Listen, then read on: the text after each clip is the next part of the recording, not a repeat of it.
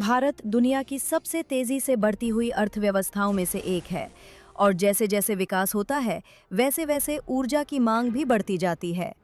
इस ऊर्जा में सबसे महत्वपूर्ण भूमिका तेल की होती है। लेकिन एक बड़ा सवाल हमेशा उठता है, क्या भारत के पास अपना तेल है या वो पूरी तरह से दूसरे देशों पर निर्भर है? इसका जवाब सीधा नहीं बल्कि थोड़ा संतुलित है।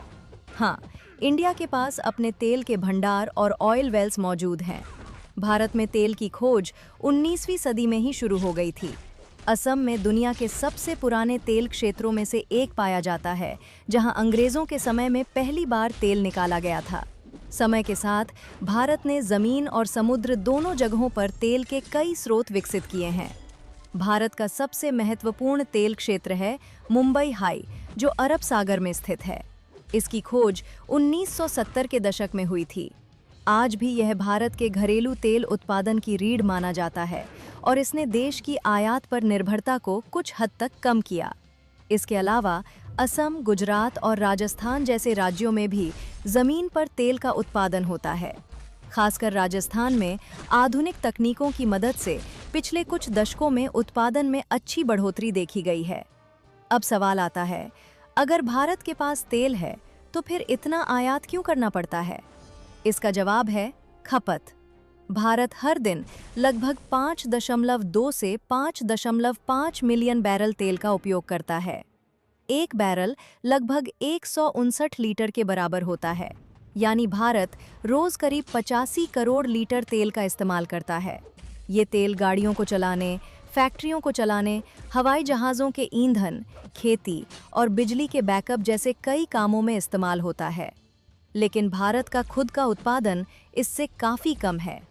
देश केवल लगभग 7 से 8 लाख बैरल प्रतिदिन तेल का उत्पादन कर पाता है, यानी कुल ज़रूरत का सिर्फ 15 से 20% ही। यहीं से एक बड़ा अंतर पैदा होता है। इस अंतर को पूरा करने के लिए भारत को अपनी ज़रूरत का लगभग 80 से 85% तेल दूसरे देशों से आयात करना पड़ता है।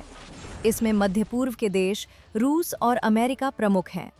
अब अगला सवाल, भारत खुद ज़्यादा तेल क्यों नहीं निकाल पाता? इसका कारण है भूगोल, तकनीक और लागत।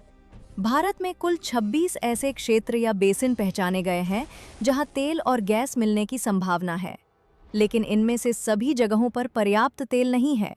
कुछ क्षेत्रों में अभी भी पूरी तरह से खोज नहीं हुई है, जबकि कुछ जगहों पर बहुत कम मात्रा में तेल मिला है।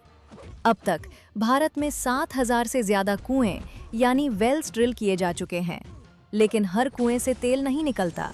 कई बार कुएं पूरी तरह सूखे निकलते हैं और कई बार तेल इतना कम होता है कि उसे निकालना आर्थिक रूप से फायदेमंद नहीं होता। एक और बड़ी चुनौती है समुद्र के अंदर गहराई में तेल निकालना। भारत के कई संभावित भंडार समुद्र के बहुत गहरे हिस्सों में हैं। वहाँ से तेल निकालना बहुत महंगा और तकनीकी रूप से जटिल होता है। इसके अलावा पर्यावरण से जुड़े नियम और ज़मीन अधिग्रहण जैसी समस्याएं भी खोज और उत्पादन की गति को धीमा करती हैं। अब भविष्य की बात करें। भारत अपनी आयात पर निर्भरता कम करने के लिए लगातार प्रयास कर रहा है। नई जगहों पर खोज की जा रही है, नई तकनीक अपनाई जा रही है और निजी कंपनियों को भी इस क्षेत्र में आने के लिए प्रोत्साहित किया जा रहा है। इस दिशा में oil and natural gas corporation और ऑयल इंडिया लिमिटेड जैसी कंपनियां प्रमुख भूमिका निभा रही हैं। साथ ही भारत अब वैकल्पिक ऊर्जा स्रोतों पर भी ध्यान दे रहा है, जैसे सौर ऊर्जा, इलेक्ट्रिक वाहन, एथेनॉल ब्लेंडिंग और ग्रीन हाइड्रोजन। क्योंकि सच्चाई यह है कि भविष्य में केवल तेल पर निर्भर रहना संभव नहीं होगा। अंत में अगर हम इस पूरी बात को सरल शब्दों में समझें तो भारत के पास अपने तेल के स्रोत हैं, लेकिन उसकी खपत उससे कई गुना ज़्यादा है। हजारों कुएं खोदने और दर्जनों क्षेत्रों की खोज करने के बावजूद घरेलू उत्पादन केवल एक छोटा हिस्सा ही पूरा कर पाता है।